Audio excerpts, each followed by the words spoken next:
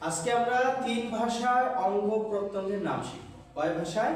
তিন ভাষা। আরবি, বাংলা ও ইংলিশ। আরবি, বাংলা ও ইংলিশ। আমরা তিন ভাষায় আজকে অঙ্গ প্রত্যঙ্গের নাম শিখব। আমরা দেখেন আরবিতে হচ্ছে আল-জাযাউ আল-জিসম, দেহে অঙ্গ প্রত্যঙ্গ।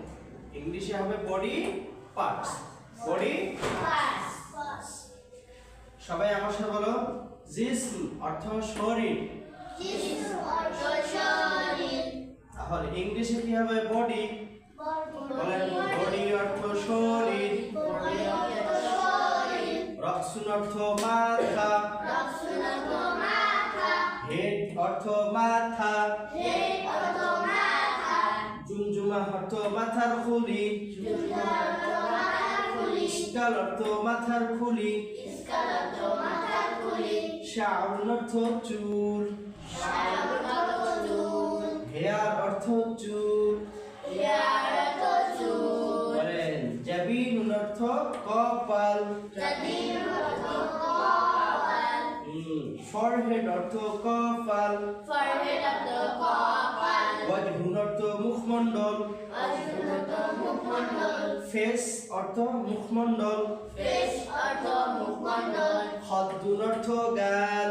খদ্দুন অর্থ গাল। চেক অর্থ গাল। চেক অর্থ গাল। ফামুন অর্থ মুখ। ফামুন অর্থ মুখ। মাউথ অর্থ মুখ। মাউথ অর্থ মুখ। লিসান অর্থ জিহ্বা। লিসান অর্থ জিহ্বা। ঠ্যাং অর্থ জিহ্বা। ঠ্যাং ঠ্যাং অর্থ জিহ্বা। অর্থ জিহ্বা। তাহলে আজকে আমরা তিন ভাষায় কিছু অঙ্গ প্রত্যঙ্গের নাম শিখলাম। পরবর্তী ক্লাসে আমরা আগামীকাল বাকি অংশ যে দেহের আছে এগুলো আমরা শিখব। তো কেমন?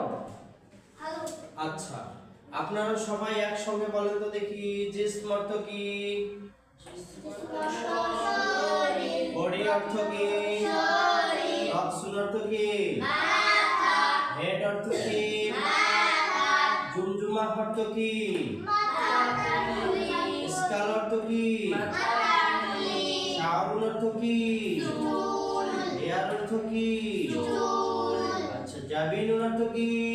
গাল। কপাল। কপাল। ফরহেড অর্থ?